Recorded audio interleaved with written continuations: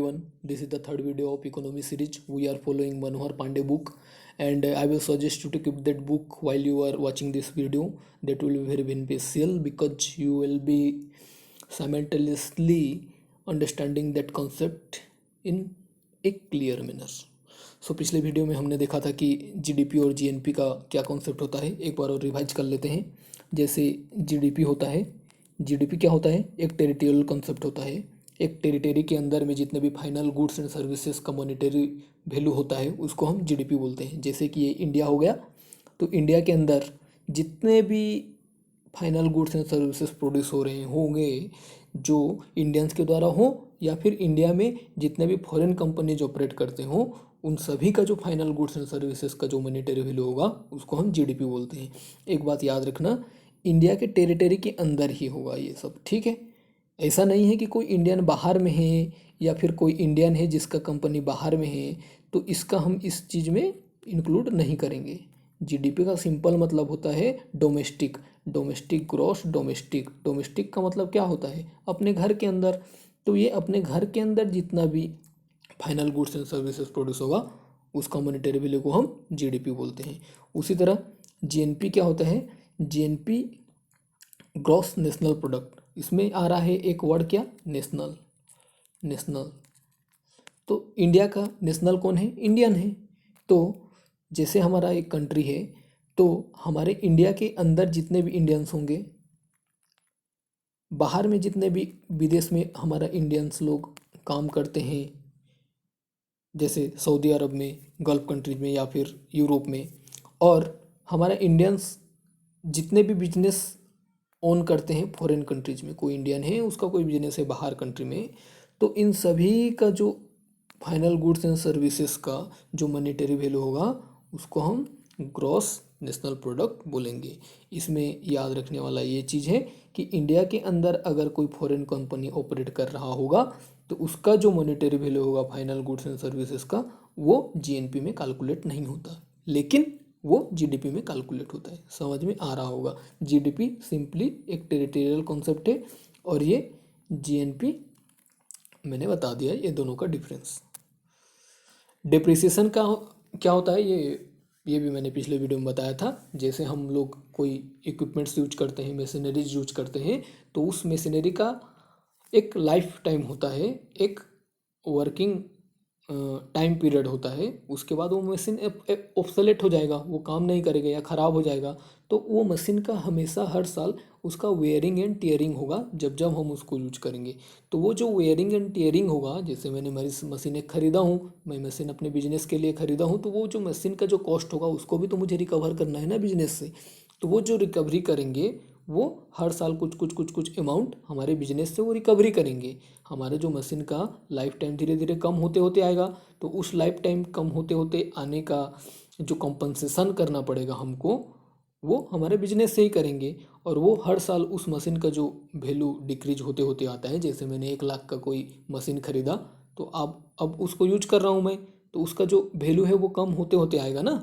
तो वो जो वैल्यू कम होते होते आएगा उसको हम डिप्रिसिएशन बोलते हैं। तो जो ग्रॉस नेशनल प्रोडक्ट होता है उसमें वेरियस काइंड ऑफ डिप्रिसिएशन होता है। उस डिप्रिसिएशन को ग्रॉस नेशनल प्रोडक्ट से माइनस करने के बाद हमारे जो नेट अमाउंट होता है उसको हम नेट नेशनल प्रोडक्ट बोलते हैं। फैक्टर कॉस्ट क्या होता है? जैसे मेरा एक कंपनी है, मैंने पेन बनाया, मेरा एक कंपनी है पेन बनाने का, तो मेरे पेन बनाने के लिए मुझे क्या क्या चाहिए? लेबर चाहिए, रॉ मटेरियल्स चाहिए, प्रिंट करने के लिए प्रिंटर चाहिए। तो इन सभी फैक्टर्स को मेरे को चाहिए और उसके बाद मेरा पेन बनेगा। तो वो जितने सारे फैक्टर्स होते हैं एक चीज़ मैन्युफैक्चरिंग करने के लिए, उन फैक्टर्स का जितना कॉस्ट आता है उसको हम फैक्टर कॉस्ट बोलते हैं। सिंपल मैं ये बताऊं कि आपको एक चीज़ प्रोड्यूस करने के लिए, एक चीज़ मैन्युफैक्चरिंग करने के लिए जितना भी आपको खर्चा आता होगा उसको हम फैक्टर कॉस्ट बोलेंगे। याद रखने के लिए ये समझ लो कि एक फैक्ट्री है, फैक्ट्री में एक सामान बनने के लिए उसको जितना रुपया खर्चा करना पड़ता है उसको हम फैक्टर कॉस्ट बोलते हैं। उसी प्रकार मार्केट प्राइस क्या होता है? जैसे मैंने फैक्ट्री में मैं अपना बना लिया एक सामान, अब उसको मैं बेचूंगा बाहर में जाके, तो बेचने से पहले मेरे को क्या करना पड़ेगा? पहले उसको ट्रांसपोर्ट भी करना पड़ेगा। मेरे को ये फैक्टर कॉस्ट में एक चीज़ बना लिया, अब मेरे को बनाया 10 रुपया मेरा खर्चा हुआ इस चीज़ बनाने के लिए। अब मेरे को इसको जाके मार्केट में बेचना है, तो बेचूंगा तो क्या करना पड़ेगा मुझको, ट्रांसपोर्टेशन भी खर्चा आएगा, टैक्स देना पड़ेगा गवर्नमेंट को, उसके बाद अपना प्रॉफिट भी निकालना पड़ेगा मुझे। तो इन सभी चीज़ों को इंक्लूड करके इसको हम बेचेंगे मार्केट में। तो सपोज इसको हम बेच रहे हैं अभी 15 रुपया में, क्योंकि इसमें हमारा टैक्स भी इंक्लूड है, हमारा प्रॉफिट भी इंक्लूड है। तो ये जो 10 रुपया हो गया वो फैक्टर प्राइस हो गया, और ये 15 रुपया हो गया वो मार्केट प्राइस हो गया। सिंपली समझने के लिए ये बता रहा हूँ कि फैक्ट्री में एक चीज़ बनने के लिए जितना उसको खर्चा लग रहा होगा उसको हम फैक्टर कॉस्ट बोलेंगे, और उस चीज़ को मार्केट में जब जितना रुपया में हम बेचेंगे उसको उस चीज़ का हम मार्केट प्राइस बोलेंगे। और जो नेट नेशनल प्रोडक्ट जो होता है वो फैक्टर कॉस्ट, ये एक इक्वेशन है, इसको याद रख लेना। सिंपली इस चीज़ को कैसे याद रखोगे, देखो net national product at factor cost, उसमें हम टैक्स इंक्लूड करेंगे ना, तब तो ये मार्केट में जाएगा, तो ये मार्केट प्राइस बन जाता है। समझ में आ रहा है। ये सब्सिडीज का क्या लफड़ा है, जैसे गवर्नमेंट क्या करता है, बहुत सारी चीज़ों में सब्सिडीज देता है। सब्सिडीज देता है मतलब क्या है कि आपको अगर जैसे फॉर एग्जांपल अभी जैसे हमारा फार्म इक्विपमेंट्स हो गया, जैसे आप कोई एग्रीकल्चरल इक्विपमेंट्स खरीदेंगे, या फिर कोई कंपनी है वो रिन्यूएबल एनर्जी बनाने वाला कुछ बनाने के लिए, जैसे इलेक्ट्रिक व्हीकल हो गया, वो बनाने के लिए उनको जो जब रॉ मटेरियल्स खरीदना होता है या उनको टैक्स देना पड़ता है, तो उसमें क्या करता है गवर्नमेंट उनको कुछ सब्सिडी देता है कि तुमको अगर 10 रुपये एक चीज़ तुमको खरीदना पड़ रहा है, तो तुम अच्छा काम कर रहे हो, तुमको हम 8 रुपये में देंगे और 2 रुपया सब्सिडी हमारे तरफ से मिलेगा। समझ में आ रहा है। तो ये सब्सिडी होता है, इसको हम इंक्लूड कर देंगे किसमें, मार्केट प्राइस में।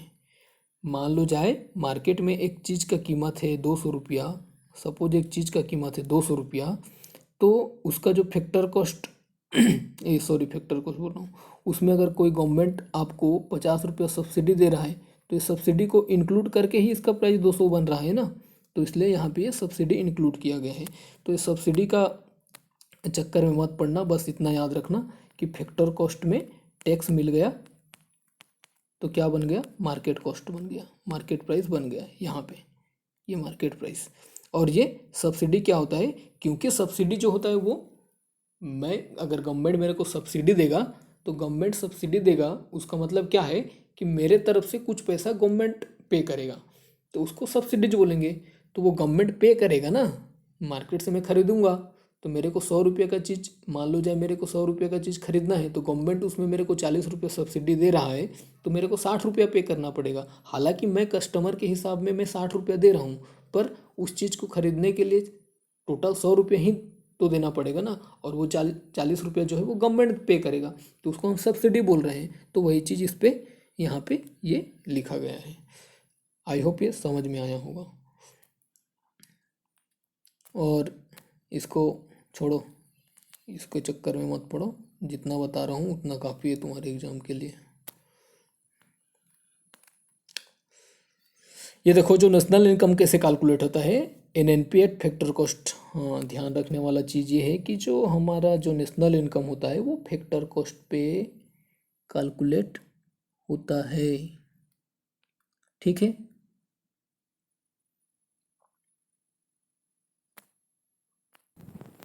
हाँ, आई एम सॉरी, ये जो हमारा ये इक्वेशन है इसको भूल जाओ, बस ये याद रखना कि जो हमारा नेशनल इनकम होता है वो पहले फैक्टर कॉस्ट पर कैलकुलेट होता था, आज की डेट में 2015 के बाद आज की डेट में हमारा जो नेशनल इनकम होता है वो मार्केट प्राइस पर कैलकुलेट होता है। ठीक है। तो जो एन एन पी एट, इसमें एक ये चीज़ याद रखने वाला ये चीज़ है कि फैक्टर कॉस्ट प्लस टैक्स मिलने के बाद चीज़ का मार्केट प्राइस बनता है, और ये मार्केट प्राइस पे ही हमारा नेशनल इनकम कैलकुलेट होता है।